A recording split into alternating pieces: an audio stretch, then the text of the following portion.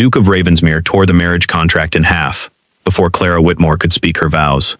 "You will not become my wife merely to steal my estate," he declared, letting the pages fall across her white satin slippers, while 200 noble guests watched. Clara's face burned, but she neither begged nor fled. For 12 years, she had copied deeds beside her solicitor father, and the moment she lifted the first torn page, she recognized three impossibilities. The witness line had been moved, the sealing ribbon was missing, and one paragraph had been written with ink barely a day old. Someone had replaced the true settlement before it reached the chapel. By sunset, the Duke's creditors had arrived to seize 3 tenant villages, and the only document capable of stopping them appeared to grant Clara control of Ravensmere. Adrian believed her trap had closed. Clara knew a far more dangerous truth. Whoever forged that contract needed the Duke to destroy it publicly. The signet impressed into the fresh ink belonged to Lord Edmund Blackwood, Adrian's father, who had been dead for 6 years. Clara held the fragment closer to the candle. The Duke's library was cold, despite the fire snapping behind her. Beyond the tall windows, lanterns moved across the courtyard as men unloaded iron-bound document cases from 3 black carriages. The creditors had brought clerks, bailiffs, and enough armed attendants to make their intentions unmistakable. Lord Edmund's signet showed a raven perched above 3 waves. Clara had copied that emblem hundreds of times while assisting her father. The lower wave had always been damaged where the old Duke dropped the ring against a hearthstone, yet the impression on the torn contract was flawless. A copy made from an earlier impression, she thought, or from a counterfeit matrix. The library door opened. Adrian entered without his wedding coat.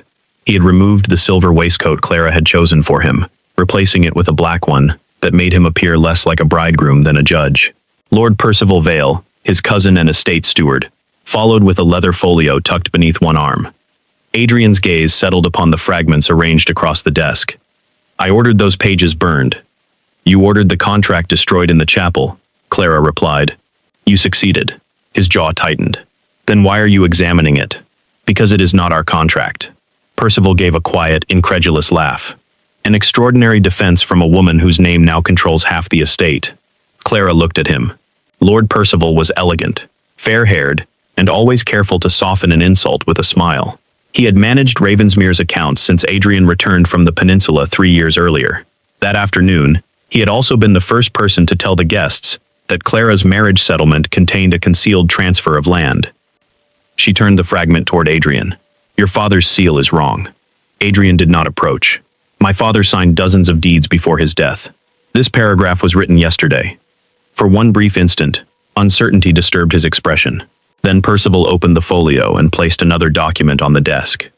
"This arrived from London an hour ago," he said. "It was registered under Mr. Whitmore's authority 11 days before his death."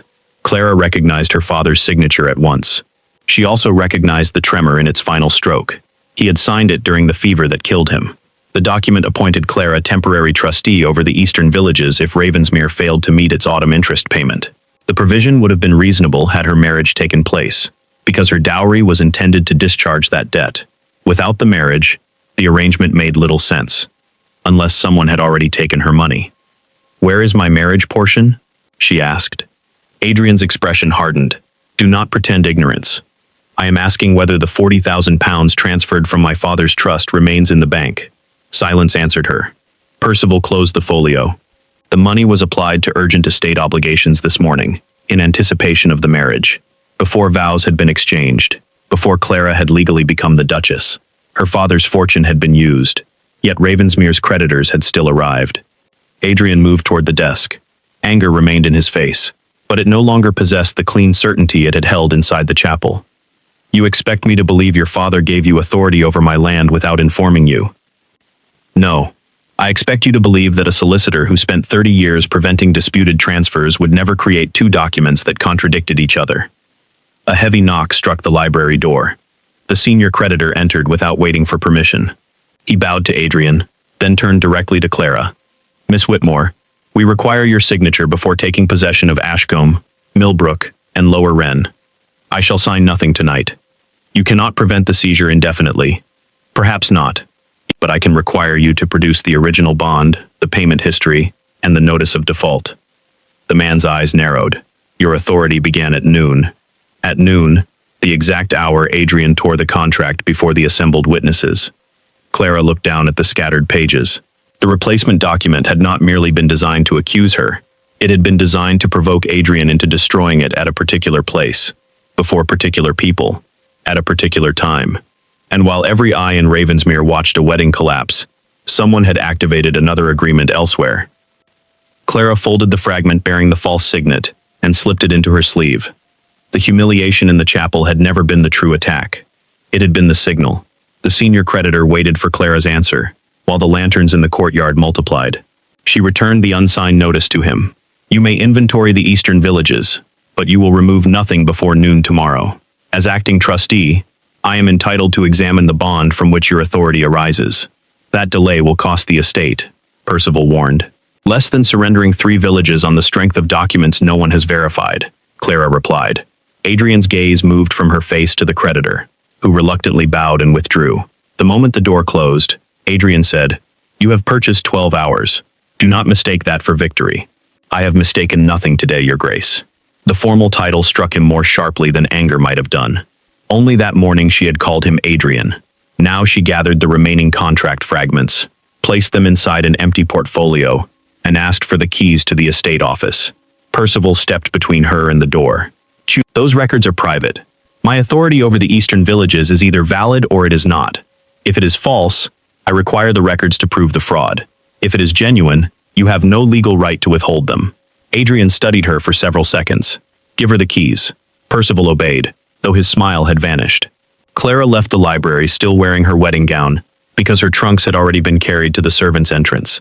In the great hall, footmen lowered their eyes as she passed. The flowers intended for the wedding breakfast had begun to wilt around silver dishes no guest had touched. Near the outer doors, 2 maids stood beside Clara's luggage, while rain struck the stone steps beyond them. Mrs. Agnes Finch, Ravensmere's housekeeper for nearly 30 years, waited with a plain wool cloak. Without asking permission, she placed it around Clara's bare shoulders. The roads are flooded near Lower Wren, the older woman said.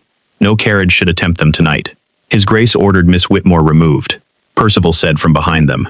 Mrs. Finch turned with the grave composure of a woman who had served 3 generations of Blackwoods. His Grace also ordered the blue room prepared for his bride. As there is no bride, I have put Miss Whitmore in the old schoolroom, unless the family now casts unaccompanied women into storms. Adrian had followed Percival into the hall. His expression changed when he saw Clara shivering beneath the cloak, but he offered no apology. She may remain until morning. I shall remain until the villages are safe, Clara said. After that, you may have the satisfaction of watching me leave. Mrs. Finch guided her through the west passage and up a narrow staircase to a room abandoned since Adrian's childhood. A faded map of England hung above the cold fireplace. Shelves bowed beneath schoolbooks, broken toys, and estate papers no one had considered important enough for the main archive. Clara removed her stained wedding gloves and opened the first rent ledger beneath a single oil lamp. Her father had begun teaching her conveyancing when she was 14, after illness weakened his eyesight. At first, she merely read clauses aloud. Later, she learned to compare boundaries, trace payments, identify altered ink, and reconstruct transactions from receipts that careless men dismissed as household scraps. By 20, she could detect a defective deed faster than most junior clerks in Lincoln's Inn, though no firm would employ her under her own name. She worked for her father because the law permitted men to profit from a woman's precision while denying that she possessed any. Tonight, that precision was all that stood between 800 tenants and eviction. Shortly before midnight, shouting rose from the courtyard. Clara hurried downstairs and found the bailiffs loading sacks of winter grain onto a wagon. The creditor's agent insisted the grain belonged to Ravensmere and could be taken as security despite the agreed delay. A tenant named Jacob Miller stood nearby with blood running from his mouth where an attendant had struck him. Those sacks are seed grain, Clara said. Remove them, and Millbrook cannot plant in spring. Then sign the settlement order, the agent replied. Release the villages, and the grain remains. Clara refused to trade hundreds of homes for one wagon. Instead, she removed the pearl necklace her father had given her on her 18th birthday and placed it in the agent's hand as temporary security.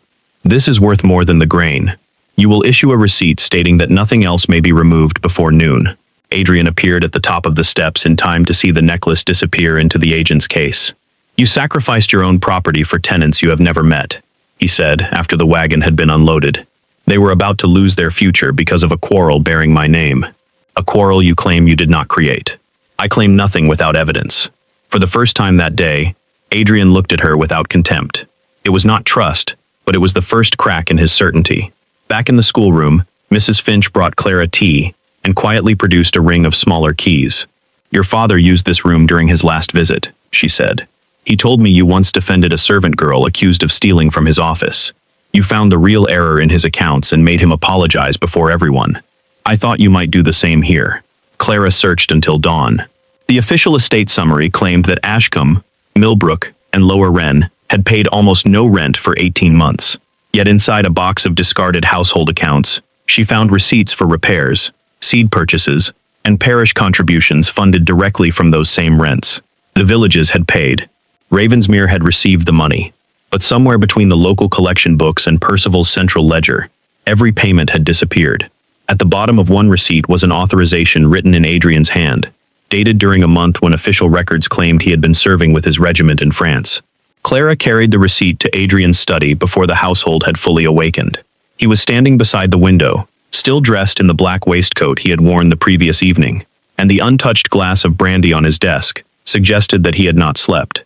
She placed the receipt before him and pointed to the authorization. "Were you in England on the 3rd of May, 1809? Adrian examined the date. "No, my regiment was outside Oporto." "Then this signature is false." He looked at her sharply. "You recognize that from a date?" "From the date, the ink, and the shape of the final letter. Your genuine signature changes slightly depending upon the speed of your hand. This one matches the signature on the Eastern bond exactly, including a hesitation beneath the final D. No man writes his name twice with every stroke in precisely the same place. One signature was traced from the other." Adrian retrieved several letters from a locked drawer and spread them across the desk. Clara compared them without touching the paper. Each genuine signature slanted more heavily at the beginning and ended with an upward stroke. The disputed receipt ended flat, as though the writer had stopped at the edge of an image. "Percival supervised the accounts while I was abroad," Adrian said. "That does not prove he forged anything." "I did not say it did." The restraint in her answer seemed to unsettle him more than an accusation would have. At 8 o'clock, Percival entered carrying the creditor's final schedule, and found Clara seated at Adrian's desk with 6 ledgers open around her. His steps slowed. Those records should not have left the estate office. Then the estate office should not have placed the Duke's forged signature upon them, Clara replied. Percival glanced at Adrian. "A copying error by an inexperienced clerk, perhaps. Hardly a conspiracy. Then you will have no objection to allowing me access to the village collection books." Percival explained that the books were kept in Millbrook, 4 miles away, and that the flooded road made the journey impractical before the noon deadline. Clara requested a horse. He claimed none could be spared. Adrian rang for his groom. "Prepare the grey carriage. I shall accompany Miss Whitmore." Percival's composure tightened for only an instant, but Clara saw it. The carriage reached Millbrook shortly after 9. Floodwater covered part of the lower road, forcing Adrian and Clara to continue on foot, across a narrow stone bridge. Clara had changed from her wedding gown into a plain brown traveling dress, supplied by Mrs. Finch, though the hem was soon dark with mud. Villagers gathered outside the parish granary, frightened by rumors that their homes would be sold before evening. Some stared at Clara with suspicion. Others whispered that she had gained control of Ravensmere by deceiving the Duke into a false engagement. The story had traveled faster than the creditors' carriages. Jacob Miller, his swollen lip now purple, pushed through the crowd. "Miss Whitmore stopped them taking our seed grain," he told the others, "at the cost of her own pearls." The whispering diminished. Inside the granary, the village collector, Mr. Elias Ward, unlocked a wooden chest and produced 18 months of rent books. Every payment was recorded twice, once beside the tenant's name, and again on a detachable receipt returned from the main estate office. Clara worked through the figures, while Adrian watched her arrange the books by quarter. Her father had taught her never to begin with totals prepared by someone else. She added each household payment separately, compared it with the returned receipts, then matched both against the parish bank deposits. By 10:30, she had established that Millbrook alone had paid £3,214 during the period when Ravensmere's official ledger recorded only 600. Ashcombe and Lower Wren sent riders with their books, revealing the same pattern. Together, the villages had paid £6,840, 940 more than the sum demanded by the creditors. "The default cannot exist," Adrian said. "The money exists," Clara corrected. "The question is where it was recorded after reaching Ravensmere." She examined the detachable receipts. Each carried a small brass rivet, threaded through blue cord, an old system introduced by Adrian's father to prevent collectors from replacing pages. The rivets were stamped with a raven on one side and a sequential number on the other. Clara removed none of them. Instead, she copied every number into her notebook and asked Elias Ward to place the books back inside the chest. Keep the key yourself. Give it to no servant from Ravensmere, even if he carries the Duke's written order. Adrian's brows drew together. Not even mine? Someone has already used your signature. Until we know who, your written orders cannot be trusted. Instead of taking offense, he turned to Ward. Do as she says. They returned to the estate 15 minutes before noon. The senior creditor was waiting in the library with Percival and 2 London clerks. Clara presented her calculations, the village books, and the corresponding bank receipts.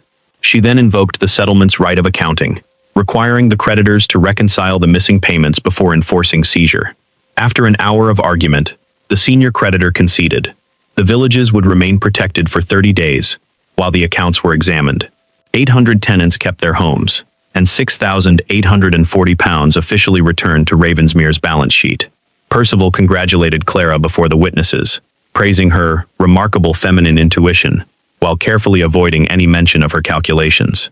By afternoon, he had ordered the main estate office locked and dismissed 2 junior clerks for alleged carelessness.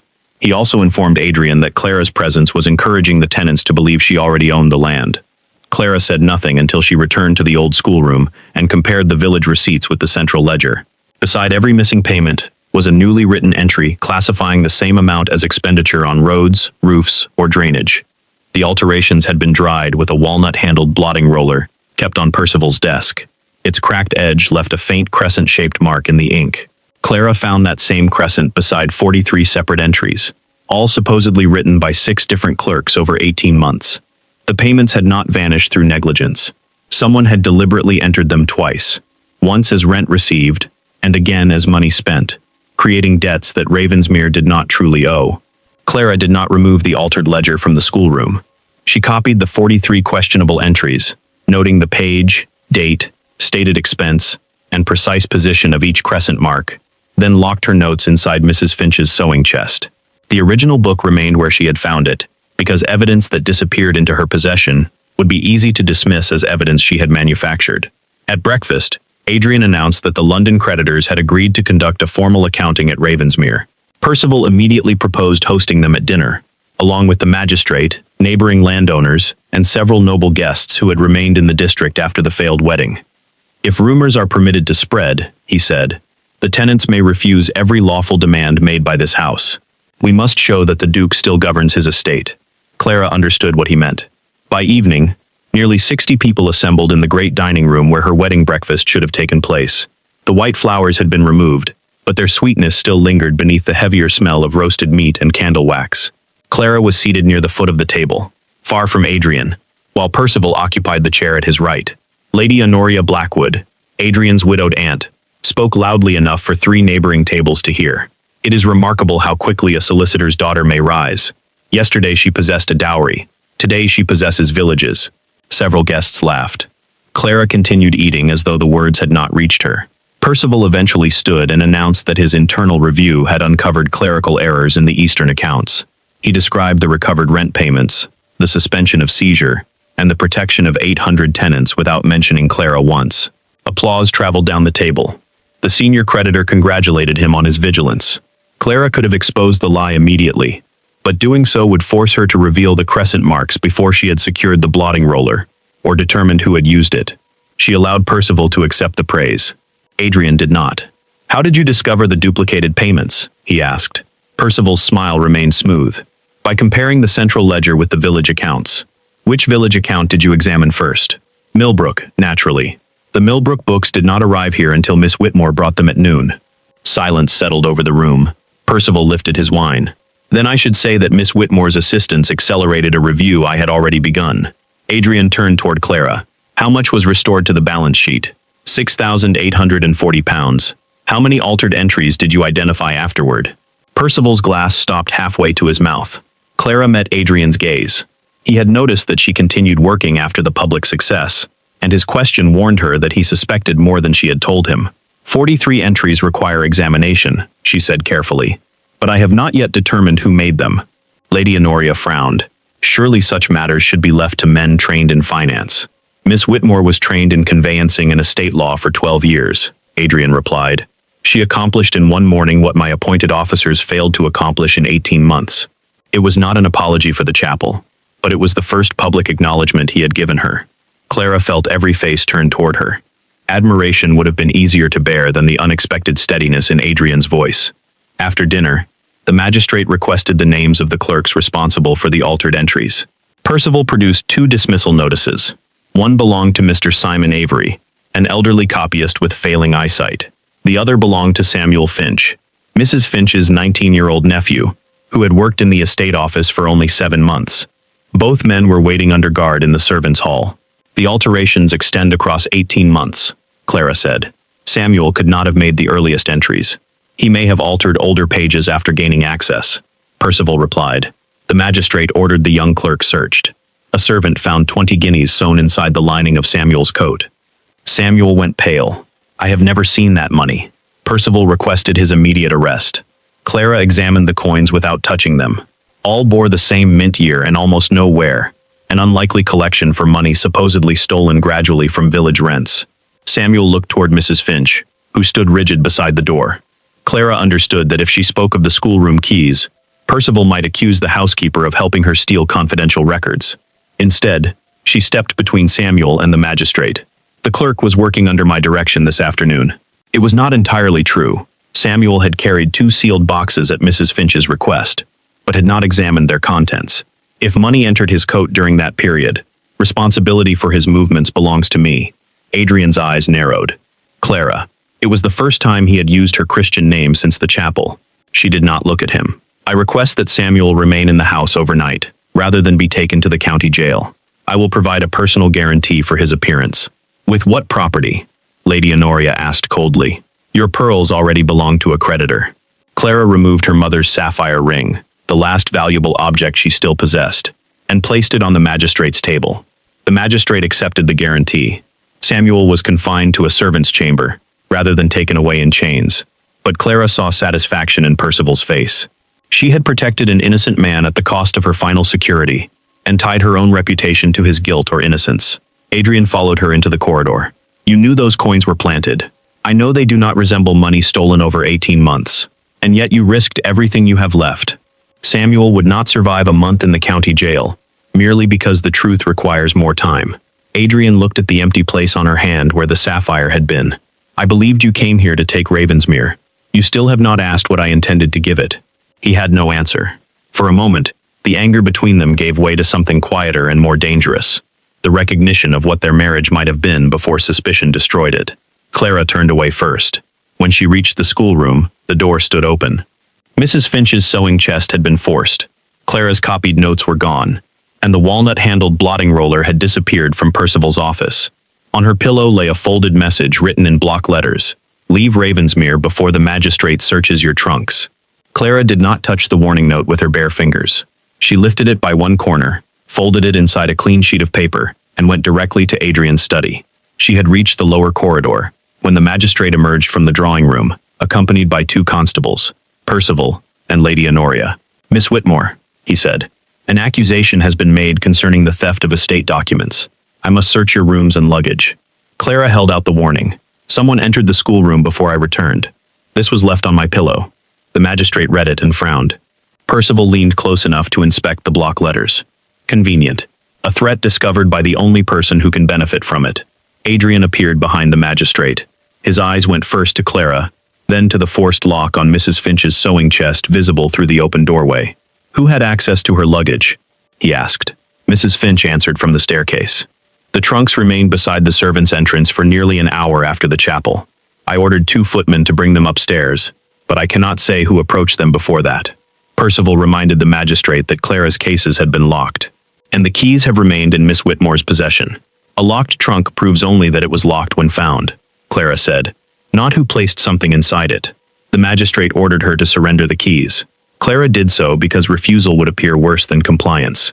The first trunk contained clothing packed by her maid in London. The second held books, correspondence, and a small walnut writing box that had belonged to her father. One constable lifted the box onto the table. Clara's key opened it, but the contents were not hers. Her missing notes lay on top. Beneath them rested Percival's cracked blotting roller, a steel matrix engraved with Lord Edmund Blackwood's signet, and the original Eastern mortgage bond reported missing from the estate office that afternoon. At the bottom was a packet of blank parchment bearing her father's watermark. Lady Honoria drew back in horror. She brought the means of forgery into this house. Clara examined the items without moving closer. Whoever prepared the box understood the evidence required to create a complete accusation. The false signet connected her to the altered marriage contract. The blotting roller connected her to the duplicated accounts. The missing bond suggested she intended to destroy the creditor's claim. Her father's paper made the entire scheme appear inherited rather than improvised. "You recognize the box?" the magistrate asked. "It belonged to my father." "And the key? It has not left my person." "Then how do you explain these objects?" "I cannot yet explain how they entered it. I can explain why I would never store them together. A forger who preserves every instrument linking her to the crime is either a fool or someone's intended prisoner." Percival's expression remained solemn. Miss Whitmore knew a search was coming. Perhaps she intended to flee before these objects were found.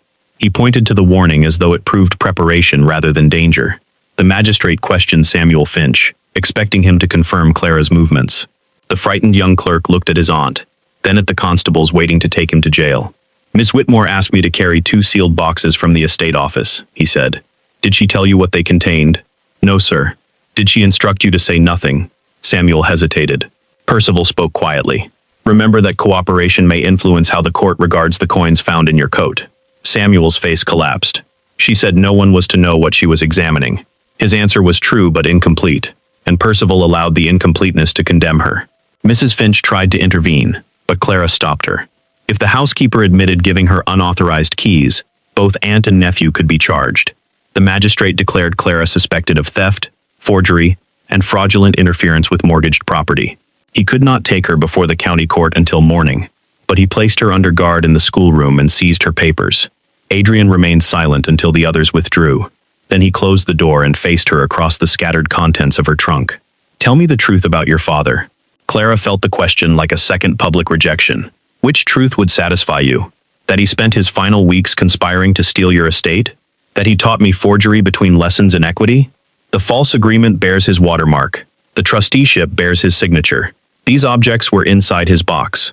And therefore you believe the dead man who cannot defend himself is the simplest culprit. I believe there may be matters he concealed from both of us. You believed the same of me before you tore our contract. How much more evidence must contradict your suspicion before you question the suspicion itself?" Adrian's face tightened. "Until the magistrate determines otherwise, I must suspend your authority over the villages. You cannot suspend a trustee merely because she is accused. The settlement permits a co-trustee to act if the first is unable to perform her duties." Clara went still. "Who is the co-trustee?" Adrian did not answer quickly enough. She already knew. Percival entered when summoned, carrying a prepared declaration. Adrian signed it, despite Clara's warning, transferring temporary control of the eastern lands to his cousin until the court resolved the accusation. The act did not send her to prison, but it caused greater immediate harm. Percival could now approve the creditor's claims, dispose of village property, and control every estate record she needed to prove the fraud. "I will investigate," Adrian told her after Percival departed. "But I cannot govern Ravensmere by trusting what I wish were true, nor can you save it by trusting whatever confirms your fear." A constable locked the schoolroom door from outside. Clara stood alone among her open trunks, while rain beat harder against the windows. Her notes were gone, but she still remembered every duplicated expenditure.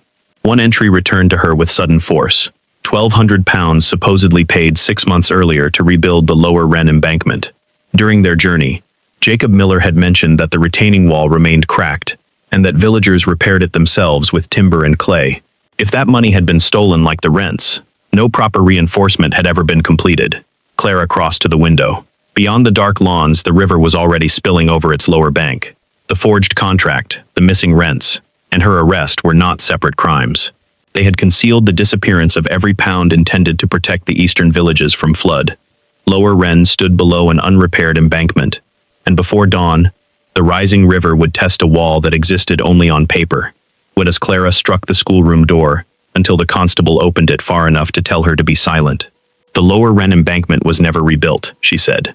"If the river rises another foot, the village will flood." The constable glanced toward the rain streaming down the corridor windows. "I was ordered to keep you inside. Then find the Duke and repeat exactly what I have told you. He hesitated, but a distant bell sounded before he could answer. 3 slow notes from the Eastern Chapel, followed by 3 more. Mrs. Finch appeared at the end of the passage. That is the Lower Wren flood bell. The constable unlocked the door. Clara ran to the old map hanging above the schoolroom fireplace. It had been drawn before Adrian's father redesigned the grounds and showed the river's original course, the eastern villages, an abandoned mill race, and a drainage channel passing beneath Ravensmere's deer park. Lower Wren lay inside a narrow bend where the water struck the embankment at its weakest angle. If the retaining wall failed, the river would enter the village from the north and trap residents against the flooded southern road. Percival arrived with Adrian and the magistrate as Clara pulled the map from its frame. She is under arrest, Percival said. She is also the only person who noticed the missing repair money, Adrian replied. He looked at Clara. Tell me what must be done. The question carried no title, no command, and no accusation. It was an admission that his authority could not supply the knowledge he needed. Clara spread the map across a school table. Evacuate the villagers west, toward Ashcombe, not south toward the main road. Send every available cart, but no carriage heavier than 2 horses. The stone bridge will not bear them. The livestock must be released onto the upper common. If men remain to save property, they will die with it. Percival pointed toward the old mill race. That channel has been dry for 20 years. It can carry water if the northern sluice is opened. The mechanism no longer works. Then we break it. Clara traced the line running from the river through the abandoned mill and into the ornamental lake below Ravensmere. Open this gate and cut through the collapsed section of the mill race. The deer park will flood, but the water pressure against Lower Wren will fall. Adrian examined the route. The lake borders my south woods. Then you must choose between 2,000 acres of timber and 400 human lives. Percival warned that deliberately flooding ducal land without consulting the insurers could cost Ravensmere more than the villages were worth. Adrian's expression turned cold. The villages are Ravensmere. He ordered the magistrate to release Clara into his custody and commanded the constables to assist the evacuation. By doing so, he publicly placed his judgment behind a woman accused of forging the very accounts that had concealed the danger. Lady Honoria protested from the doorway, but Adrian removed his signet ring and handed it to Mrs. Finch. Use this to requisition every wagon, horse, blanket, and lantern within 6 miles. No steward is to countermand you. Percival's authority disappeared before the assembled household. For the first time, open anger showed beneath his polished manners. Clara changed into boots and a heavy riding cloak. Within 15 minutes, she and Adrian were traveling east with 6 mounted servants, while Mrs. Finch organized the carts. Rain erased the road ahead, forcing the horses into water up to their knees. At Millbrook Bridge, a fallen tree blocked the carriage route. Adrian ordered 2 riders to return and redirect the wagons along the ridge path Clara had indicated. They reached Lower Wren shortly before 2 in the morning. Water already ran through the lower cottages. Jacob Miller and a dozen villagers were pressing sacks of earth against a crack in the embankment, but each wave widened it. Stop filling the breach, Clara shouted. Use the sacks to protect the western path and move everyone uphill. Jacob stared at her. If we abandon the wall, we lose our homes. If you remain, your children lose their fathers. The villagers obeyed only after Adrian stepped beside her and declared that every damaged house would be rebuilt at his expense. Clara divided the available men into 3 groups. 1 evacuated families, 1 moved animals, and the 3rd followed her toward the abandoned mill. The old sluice stood behind a screen of thorn and ivy. Its iron wheel had rusted into place, exactly as Percival predicted. But the stone channel beyond it remained intact beneath the weeds. Clara ordered the men to clear the race, while Adrian used ropes and a team of draft horses to pull against the wheel. It did not move. Water hammered the closed gate, causing the wooden supports to groan. We need leverage, Adrian said. Clara studied the mechanism by lantern light. The iron wheel turned a horizontal shaft connected to 3 lifting chains. 1 chain had broken, leaving the gate twisted inside its frame. More force on the wheel would tear away the upper supports without raising the barrier. She directed the blacksmith to remove the 2 intact chain pins and attach the ropes directly to the lower beam. If we pull the gate upward evenly, the current will carry it into the mill race. And if the beam breaks? Adrian asked. Everyone standing here will be swept downstream. He ordered all unnecessary men back, but remained beside Clara. Together they marked a safe line on the higher bank and positioned the horses beyond it.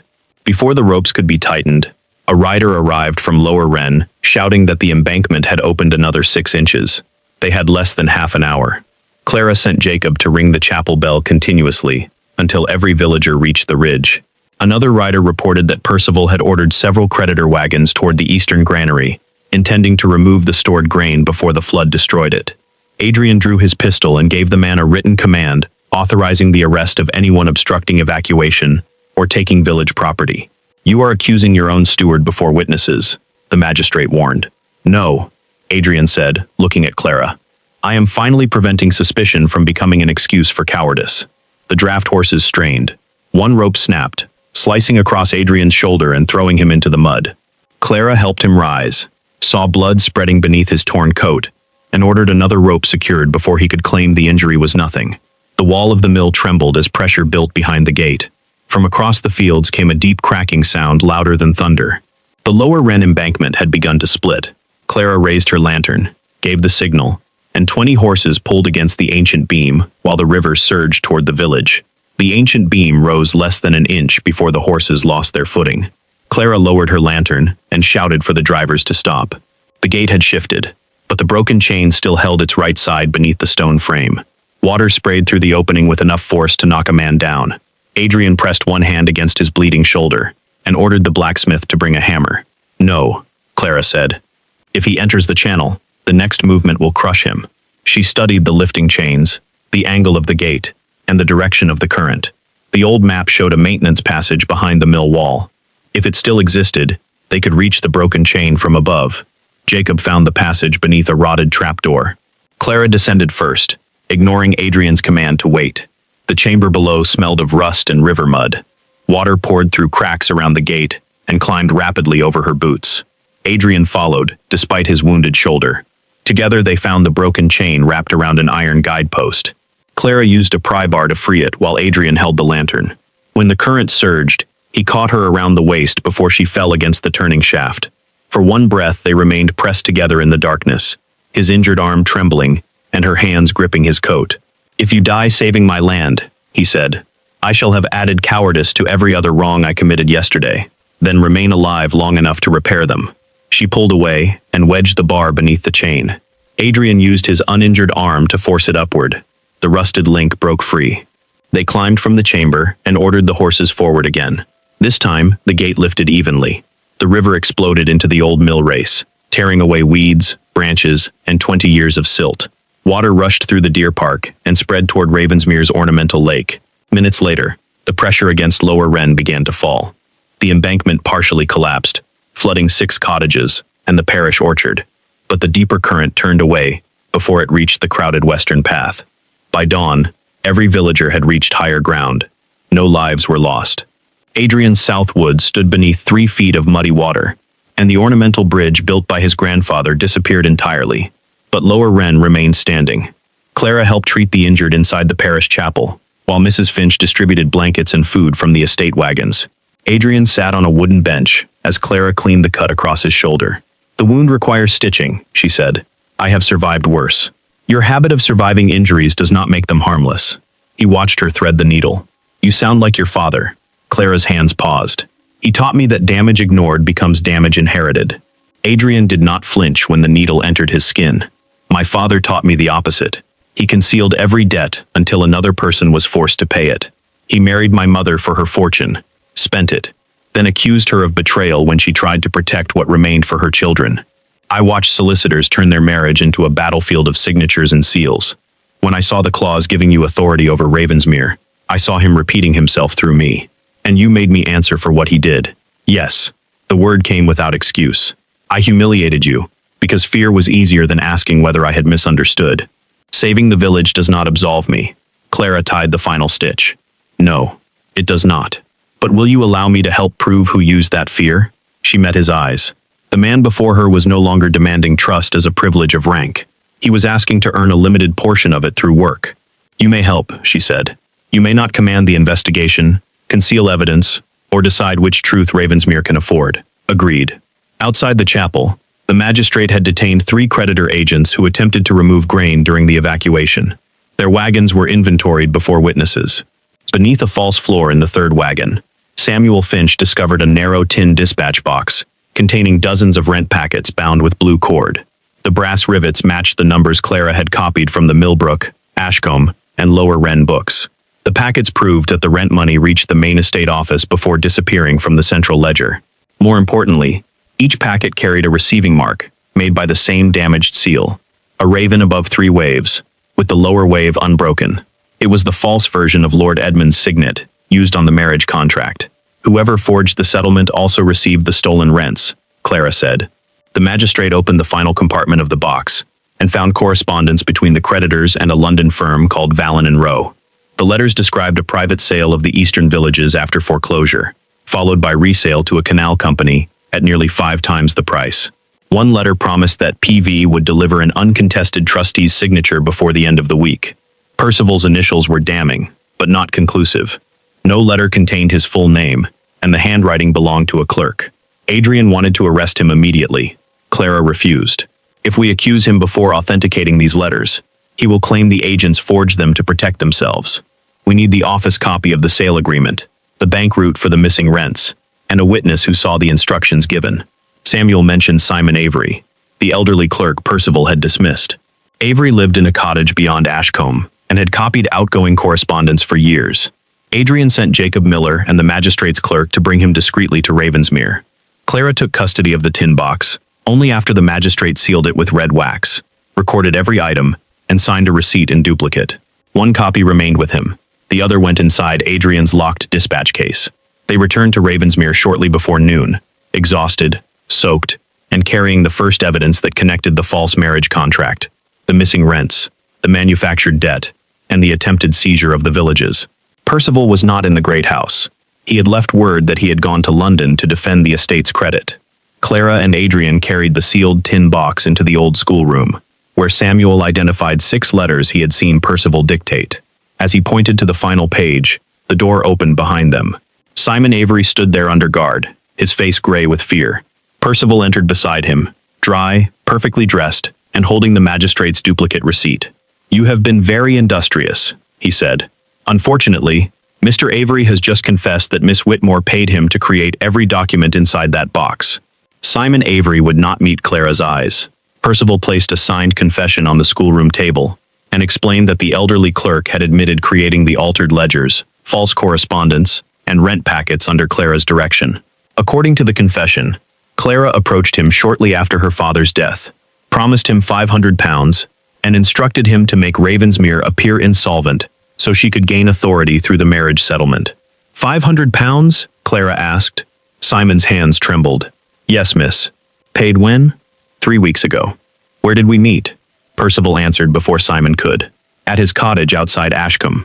Clara looked at Simon's rain-soaked boots. The old man had been brought under guard, but there were no restraints on his wrists. His fear was not of immediate imprisonment. It was directed entirely toward Percival. "What has he threatened to take from you?" Clara asked. Simon's lips parted, but Percival struck the table with his cane.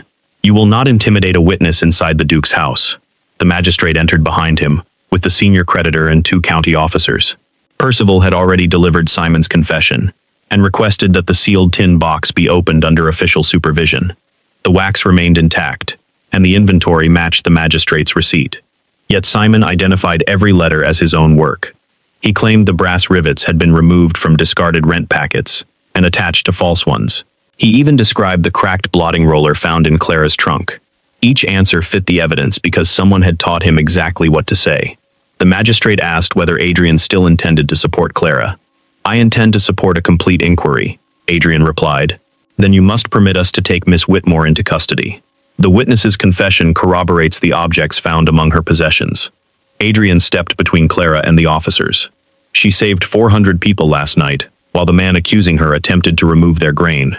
Percival produced signed orders showing that the creditor wagons had been sent to protect the grain by moving it to higher ground. The wording was careful, and the time recorded 2 hours earlier than the villagers remembered seeing them. "Every crime becomes heroism when Miss Whitmore describes it," Percival said, "and every theft becomes an accounting discovery." By afternoon, the Great Hall had become an improvised court. Landowners, creditors, canal investors, and surviving wedding guests gathered to hear the magistrate's decision. Simon repeated his confession before them. Samuel Finch, still accused of possessing stolen coins, was dismissed as an interested witness. Mrs. Finch was warned that any further interference could cost her position. The tin box remained genuine but useless. Every item inside had been publicly discredited by the man who claimed to have created it. Percival then announced that, acting as lawful co-trustee, he had signed a conditional sale of Ashcombe, Millbrook, and Lower Wren to Vallon and Rowe. The sale would discharge Ravensmere's claimed debts and transfer the villages to the Canal Company within 48 hours. Applause came from the investors. The tenants crowded outside the doors, heard only that their homes had been sold. Adrian demanded the agreement be suspended. The senior creditor refused, unless Ravensmere deposited £50,000 as security against the debt and the Canal Company's expected losses.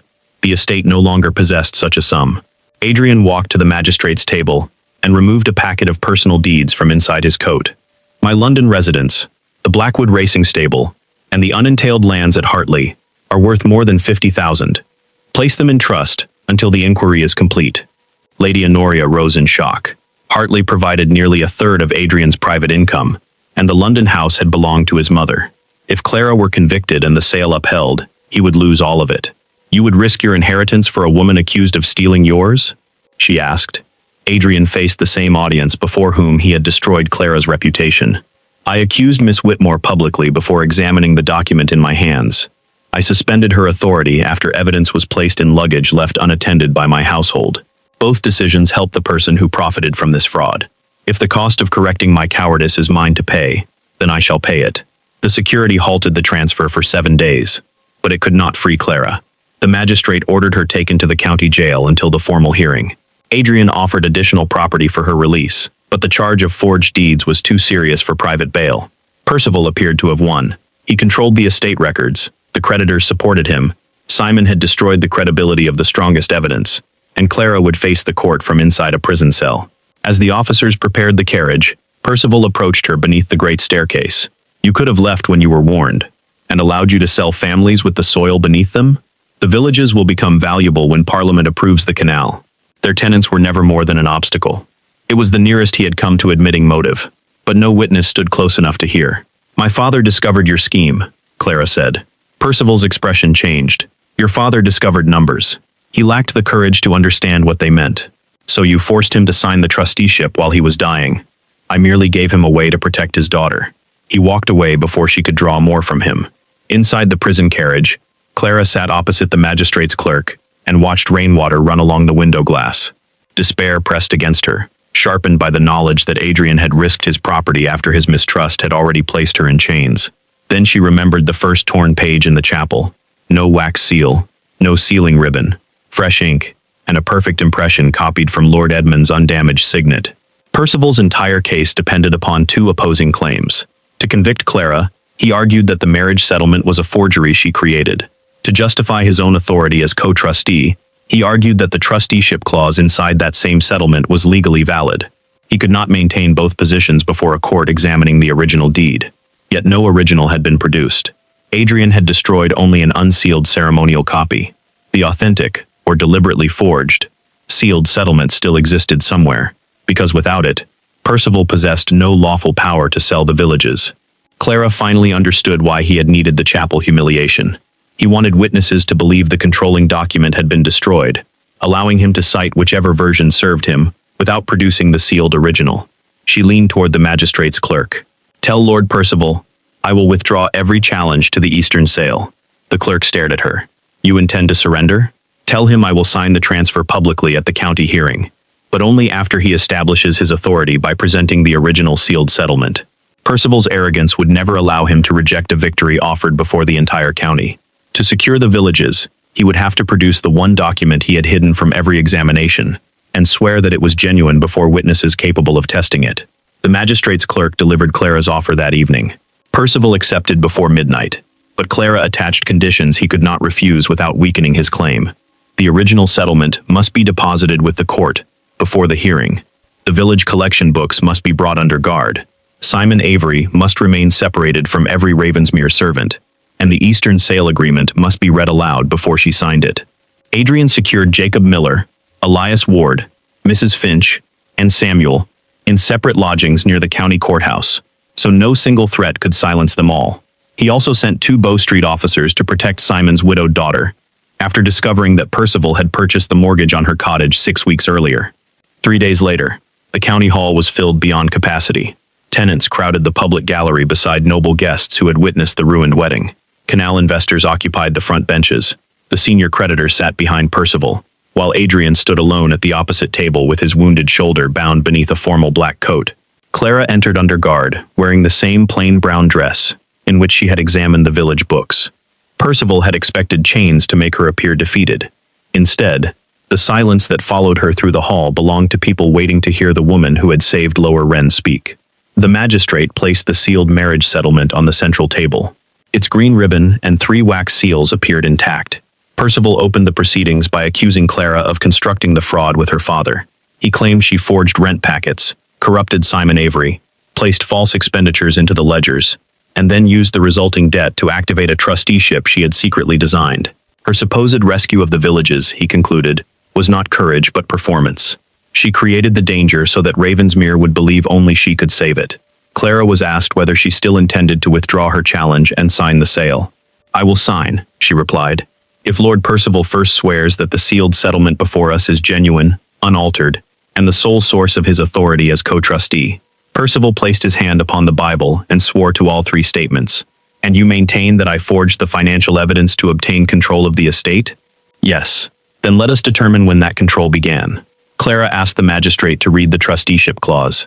It stated that her authority would arise automatically if the Eastern debt remained unpaid at noon on the day appointed for the marriage. Percival insisted the clause had been drafted months earlier. Clara produced the creditor's notice, showing that default was declared at precisely noon, the same moment Adrian tore the ceremonial contract in the chapel. "Who informed the creditors that the marriage had failed?" she asked. Percival claimed a messenger left Ravensmere after the ceremony. The senior creditor confirmed receiving notice in London at noon. Murmurs spread through the hall. A rider could not cover the distance in an instant.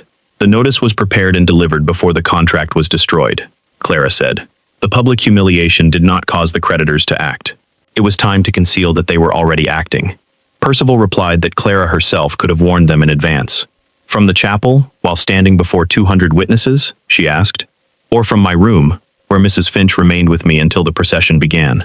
Mrs. Finch confirmed Clara's movements. Percival shifted his attack to the altered accounts. Clara asked him to explain how 6 clerks working over 18 months produced identical crescent-shaped blotting marks. He said she had altered the books after entering Ravensmere. Samuel then testified that the central ledgers had been locked inside Percival's office until the afternoon following the wedding, and 2 dismissed clerks confirmed that Clara never entered that office alone. "The cracked blotting roller was later found in my father's writing box," Clara said. "Who identified it as belonging to the estate?" Percival answered, "I did." "Before the constable removed it from the box?" "Naturally. I had used it for years." The answer seemed harmless, but Clara allowed it to remain before the court. She next addressed Simon Avery. The elderly clerk repeated that she paid him £500 3 weeks before the wedding. Clara asked him to name the notes, coins, or bank through which he received payment. Simon could not. She asked what she had worn at their meeting. He described the blue traveling coat she had worn upon arriving at Ravensmere, only 2 days before the wedding. Finally, Adrian presented the mortgage showing that Percival controlled Simon's daughter's home. One of the Bow Street officers testified that Percival's agent had threatened to evict her unless Simon confessed. Simon broke before the entire hall. "He told me she would be put into the road," he whispered. "He gave me the words and made me repeat them." Percival accused Simon of changing his story for money. Clara did not rely upon the confession. She moved to the brass-riveted rent packets. Elias Ward placed the Millbrook collection books on the table, still locked inside the village chest. The magistrate compared the numbered rivets in those books with the packets found beneath the creditor's wagon. Every number matched the sequence Clara had recorded before the tin box was discovered. The packets could not have been fabricated afterward because the corresponding village receipts had remained in Elias's custody. Percival argued that Clara had planned the matching numbers with Simon before the wedding. Then she would need access to the estate's riveting tool, Samuel said. It has remained bolted to Lord Percival's desk for 9 years. Percival's confidence began to fracture. Clara turned to motive.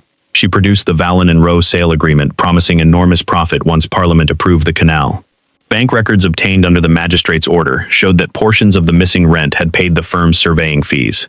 The firm's silent partner was identified only as P.V. Percival, claimed those initials belonged to an investor named Peter Vaughan. The magistrate asked for Vaughan's address. Percival supplied one in London. Adrian placed a death notice on the table, proving Peter Vaughan had died 14 months before the firm was created. The canal investors began whispering among themselves. Percival demanded that Clara either sign the sale or admit her offer had been another deception. "I have one matter left," she said. She asked him to confirm that the steel matrix found in her writing box had created the seals on the original settlement. He declared that it had, insisting this proved she possessed the instrument used in the fraud. Clara then requested 3 objects already entered into evidence: the steel matrix, the torn fragment she had preserved in her sleeve after the chapel, and a genuine Ravensmere deed sealed by Lord Edmund before his death. The magistrate laid them side by side.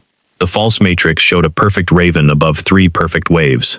The impression on the marriage fragment was equally perfect, but the genuine deed carried the damaged lower wave Clara remembered from her father's office. Percival claimed the old Duke sometimes used a second signet. "Then the sealed settlement before us should bear the perfect impression made by the matrix found in my box," Clara said. "If it does, you will argue that I forged it. If it bears the damaged impression of Lord Edmund's true ring, your authority may stand." Percival agreed, trapped by his own sworn testimony. The magistrate lifted the sealed settlement and turned its wax toward the crowded hall. Clara did not look at the raven. She looked at the green ribbon passing through the parchment, because her father had taught her that wax could be copied, signatures could be traced, and pages could be replaced. But the method used to bind a deed recorded the exact moment at which every sheet became part of it. The ribbon was secured by a small brass rivet, bearing a number Percival had failed to notice. The brass rivet was stamped 438. Clara asked Elias Ward to open the Lower Wren collection book to its final completed receipt. Attached to the page was the matching half of rivet 438, issued when the estate office acknowledged receiving the village's rent 2 days before the wedding. The corresponding packet was the only one missing from the tin box. A silence deeper than disbelief settled across the county hall. "This settlement claims it was bound and sealed 11 days before my father died," Clara said. "Yet its ribbon is secured by a rivet that did not enter Ravensmere's office until 2 days before the ceremony." Lord Percival removed that rivet from Lower Wren's rent packet, used the tool bolted to his own desk to bind these pages, and sealed them with the counterfeit matrix later planted inside my writing box. Percival called the matching numbers a coincidence. Samuel testified that the estate riveting tool produced paired numbers precisely to prevent substitution. Elias confirmed that one half remained in the village book while the other traveled with the payment packet. The magistrate examined both pieces and found that their cut edges fitted together. The settlement had been assembled at Ravensmere after Clara's father was dead. Its perfect wax seal matched the false steel matrix, not Lord Edmund's damaged signet. Percival had sworn the document was genuine, unaltered, and the source of his authority. That oath now destroyed him. Clara turned toward the public gallery. "My father discovered the missing rents while preparing my lawful marriage settlement. He created a narrow protective trusteeship so that my dowry could not be spent before the vows, or used without my consent. Lord Percival needed that protection removed. He copied my father's signature onto new pages, added himself as co-trustee, and created a false clause that would activate at noon if the marriage failed." She placed the torn chapel fragment beside the sealed forgery. Both bore the same fresh ink and perfect signet. He then ensured the Duke received the ceremonial copy moments before our vows. He knew Adrian's fear of repeating his father's marriage would provoke him to destroy it publicly. While every witness watched the contract being torn, Vallon and Rowe declared the estate in default. The destruction made everyone believe the controlling agreement no longer existed, allowing Lord Percival to cite whichever version benefited him. The senior creditor attempted to leave, but the Bow Street officers blocked the doors. Under questioning, one of his agents admitted that the creditors had received instructions from Percival before the wedding. Their firm had helped divert village rents into Vallon and Rowe, then returned portions of the money as false loans to Ravensmere. Every payment made the estate appear more indebted, while secretly financing surveys for the proposed canal. The fake repair expenses concealed the remaining theft, including the £1,200 intended for the Lower Wren embankment. Percival had not planned the flood, but his theft had left the village defenseless against it. When Clara recovered the rent payments, he planted new coins in Samuel's coat, broke into the schoolroom, stole her notes, and placed the matrix, blotting roller, and missing bond inside the writing box left unattended with her luggage after the chapel. Simon Avery admitted that Percival threatened to evict his daughter unless he confessed. Mrs. Finch identified the creditor's agent who had spent nearly an hour near Clara's trunks on the wedding day. The magistrate ordered Percival, the senior creditor, and 2 agents arrested for conspiracy, forgery, coercion, and fraudulent conveyance. The Eastern sale was declared unenforceable because Percival had never possessed lawful authority to sign it. Clara's charges were dismissed. Samuel and Simon were publicly cleared, their property restored, and the creditors' seized assets were later used to repair the flooded cottages. Percival was convicted at the following assizes and sentenced to transportation for life.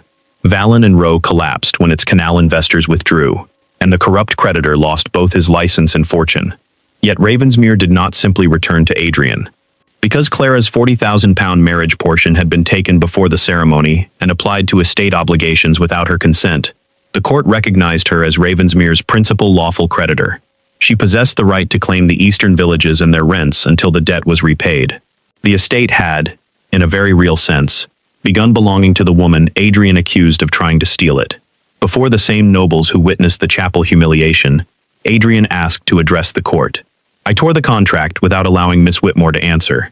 I called her a thief, surrendered her authority to the man profiting from the fraud, and allowed fear to outweigh every contradiction she placed before me. Lord Percival deceived me, but deception does not excuse the cruelty I chose. He formally withdrew every accusation, acknowledged Clara's skill as the reason Ravensmere and Lower Wren survived, and surrendered his claim to the property he had placed as security for her. Clara refused to take his London house or Hartley lands. Instead, she required him to transfer Ashcombe, Millbrook, and Lower Wren into an independent trust governed jointly by elected tenant representatives and herself. Her dowry would be repaid from Ravensmere's future income with interest, and no husband would ever control it. Adrian accepted every condition without bargaining. Over the next year, he sold his racing stable to rebuild the embankment, restored the cottages, reopened the estate accounts under independent inspection, and appointed Samuel as a permanent clerk. He did not ask Clara to forgive him because he had paid money. He worked until his conduct no longer resembled the man who had stood before the altar. 1 year after the ruined wedding, Clara returned to the Ravensmere chapel. The same guests were present, but this time Adrian did not hold the marriage settlement. It rested intact upon the altar before her, drafted in Clara's own words, protecting her property, her legal work, and her absolute freedom to leave. No document can prove that I deserve you, Adrian said. It can only prove that I will never again use love to take away your choice. Clara examined every page while the chapel waited. Then she lifted the pen. This contract does not give me Ravensmere, she said. It recognizes that I never needed to surrender myself to enter it. She signed because she wished to, not because debt, reputation, or law required it. Adrian signed after her.